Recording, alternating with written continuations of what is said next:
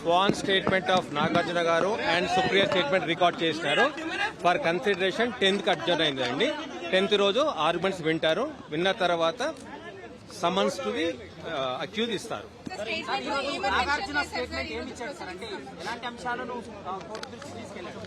ఏదో defamatory statement Konda Surekha గారు ఇచ్చారు కదా, ఆ statement his family reputation damaging statement ఇచ్చినారు.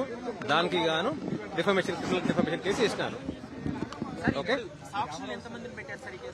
ఇవాళ ఒకరే నాగార్జున గారు ప్లస్ 1 విట్నెస్ స్టేట్మెంట్ రికార్డ్ చేశారండి. ఇవాళ ఫర్దర్ కన్సిడరేషన్ కోసం 10th రోజు అర్జన్ అయిందండి.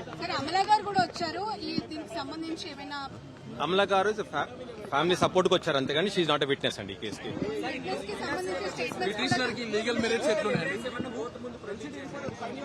వీడియో అయితే ఆమె స్టేట్మెంట్ ఇచ్చిందో ఆ వీడియో ఫైల్ చేశారండి కోర్టులో. ట్రాన్స్క్రిప్ట్ కూడా ఫైల్ చేశారు.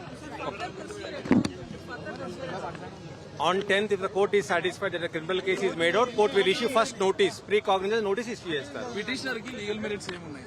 లీగల్ గా మెరిట్స్ కోర్టులో స్టేట్మెంట్ క్రిమినల్ డిఫమేషన్ అండి. అది క్రిమినల్ డిఫమేషన్ తో కేసు వేసినారు. If it is proved she has to face consequences, punishment ఉంటుంది దానికి. స్టేట్మెంట్ లో నాగార్జున గారి డిమాండ్ ఏంటి? ఆమె మీద క్రిమినల్ కేసెస్ గుర్తించాలని ఇది క్రిమినల్ డిఫమేషన్ కేసు అండి. Statement which is defamatory nature, damaging his reputation and his families reputation, criminal case వేశారు, పనిష్మెంట్ కోసం వేశారు. ఎస్ సార్, కోర్టులో ఇలాంటి కేసెస్ ఎంతవరకు నిలబడతాయి అనే క్వశ్చన్ మార్క్ బయట చాలా మంది నుంచి వ్యక్తం అవుతుంది. As advocate, what is your answer? When the statement is defamatory in nature, damaging the complainant's reputation, prove అయినట్టే కదండి. She did not dispute her statement. As long as she is not disputing her statement, it stand proved today, as on today. Okay, thanks అండి.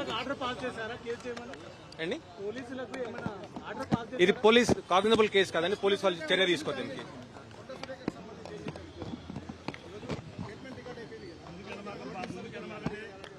10th రోజు అవుతుందండి. Next step 10th రోజు కోర్టులో చేస్తారు. Okay, thank you.